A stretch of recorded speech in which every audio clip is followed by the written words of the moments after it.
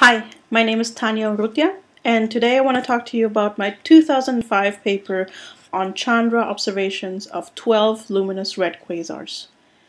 This paper was my first author paper, and as such it is only a first step towards my PhD thesis on the nature of red quasars. But I do think, even though it's a small little data paper, it does have some pretty important results in it. And so I'm going to talk to you about them today. So the motivation for the observations was that these deep Chandra XMM fields were being analyzed, and the optical identifications via spectroscopy was starting to come in, and the information was saying that in order to account for the X-ray background, there had to be a large fraction of obscured quasars in there.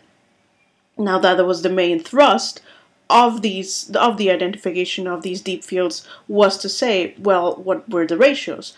And it was coming out that it had to be, at least for Seyfarth's or low redshift objects, it had to be something like 3 to 1. That means for every unobscured object, there had to be 3 obscured ones. Now the ratio was not as high for quasars. These are the luminous counterparts of active galaxies, but it was still a high wealth of obscured objects. And we wanted to know if red quasars were part of that paradigm, and if they were even part of these content-thick objects. These are the objects that are barely detectable or not detectable within the Chandra and XMM windows, but would only be detectable where the hard X-ray background has the bulk of its radiation, which is at about 30 kilo electron volts. So really obscured by more than 10 to the 24 or even 10 to the 25 inverse centimeters squared. Now the observations, we observed 12 red quasars, 6 in cycle 3 and 6 in cycle 5 with Chandra. But anyway, before I keep on talking, I've been talking to you about red quasars and I haven't even told you what a red quasar is. So this is the optical view of it. In the blue line you see a composite. This is the first bright quasar survey, a composite of a typical blue unobscured type 1 AGN quasar, whatever you want to call it. You see the broad lines, and here's another broad line, that's H gamma, and then you here see H beta with the O3 lines associated to it. Now, a red quasar basically has some obscuration, but not as much as the typical type 2 quasars. By some, I mean you can still see the broad lines here, and the obscurations are 1 to 5 magnitudes. In EB minus V, it would be about 0.1 to, well, 1.5. So quite a lot of reddening, but not that much obscuration. So some dust has to be in there. And here you see the lines here. Magnesium 2 is not that broad, but still as broad as is H gamma. And H beta is not that broad, but it's still broad.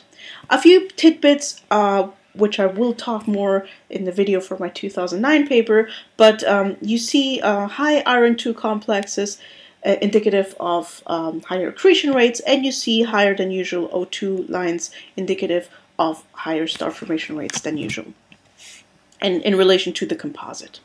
Anyway, so we observed about 10 kiloseconds for each, as little as 1 kilosecond for a very bright gravitational lens. It's a very famous one, and as long as 18 kiloseconds for a high redshift iron low bulb. As such, you typically you don't detect them in the X-rays. They have very high obscuration associated with them. So it was also important that we brought in that kind of obscured quasar in the sample. Back then, in 2002, 2004, when the proposals were sent in, we had not discovered that many red quasars, so we were working with what we had, basically. Anyway, here you see the Chandra images of the of these 12 red quasars. The results range from everything from non-detected, you see, to maybe hard photons here, but anyway, this object is not detected. 750 photons for this object right here. But as you see, all of them look kind of like bluish, which means they're pretty hard. So you see much more harder X-rays than softer X-rays, and normally that's not the case. Normally, you see for normal type 1, for normal broadline AGN, you would see a hardness ratio of -2/3. That means that that a lot of the flux would come from softer regions, and very little of it would come from hard regions. So as much as a ratio of 5:1, soft to hard, or in terms of hardness ratios, 2/3, -2/3. So the minus is the softness here.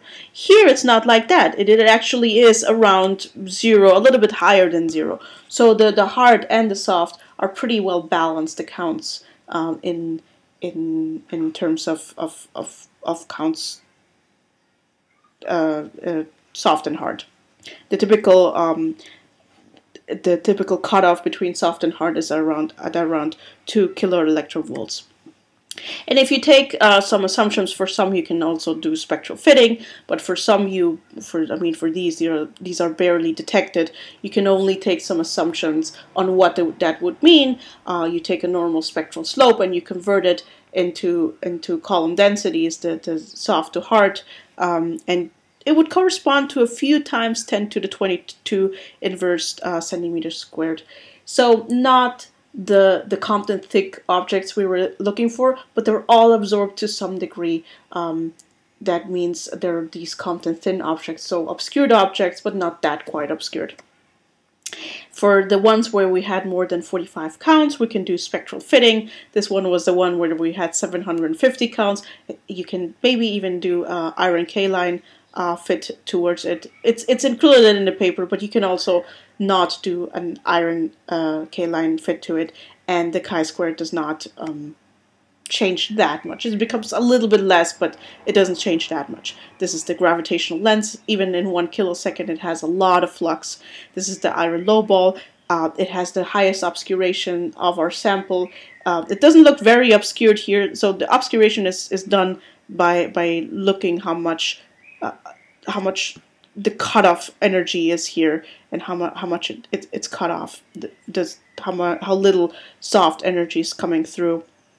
But because this is at a redshift of 2.5, we're probing much harder regimes, so it is quite obscured if you see these high redshift objects in obscuration. So it has a few times 10 to the 23 inverse square centimeters and column density in here. This object is not really obscured. If you see it in the images, it's that little kind of reddish thing over here. And if you look at the optical spectrum, it's not that obscured either. It's just reddening by like 0.2, so an obscuration of maybe a magnitude or something like that. So the screen in front of it, the dust screen, is probably not that high. And so it still has a few times 10 to the 21 inverse square centimeter in obscuration, but it's, I mean, you always have to have one object that has to be an exception to the rule, right? Spectral slopes for the 6 objects where we could do the fitting, we could also get the spectral slopes, and we also took these low redshift objects from the 2-mass red AGN.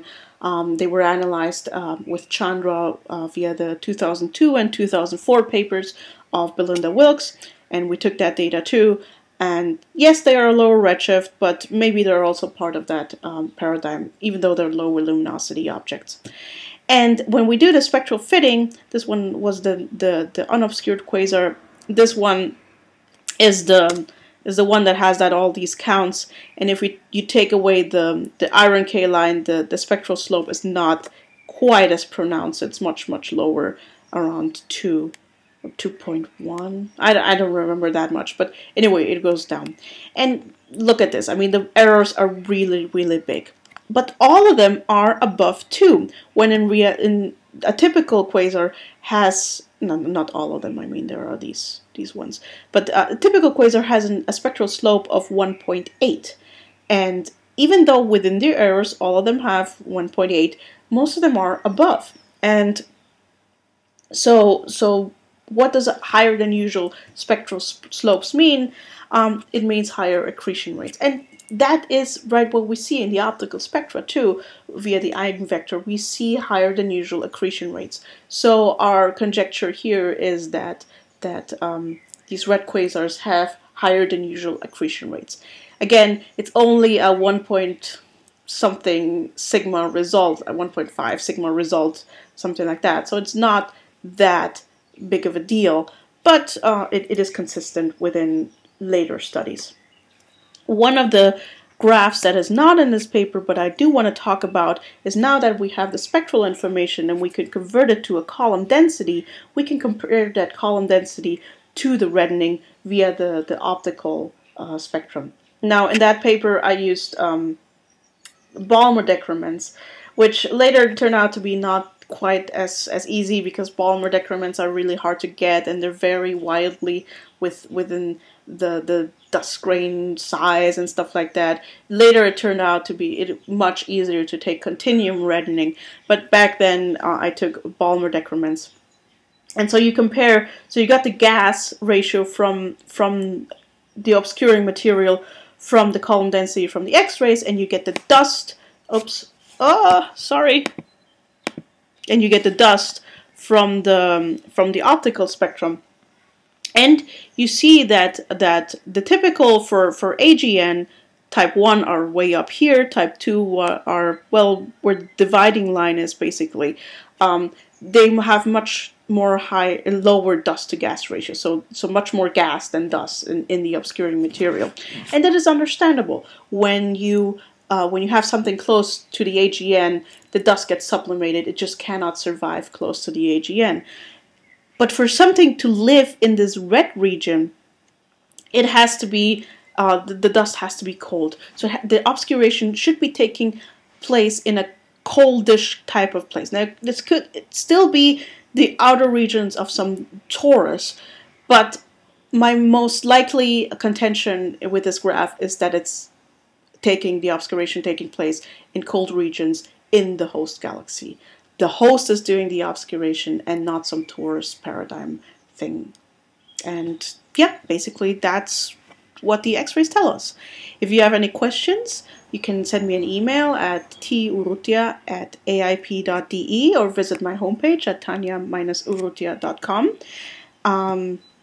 And yeah, hit me up. I love to talk about this stuff. And this has been Tanya Urrutia in March 2012, and I'll talk to you soon. Bye.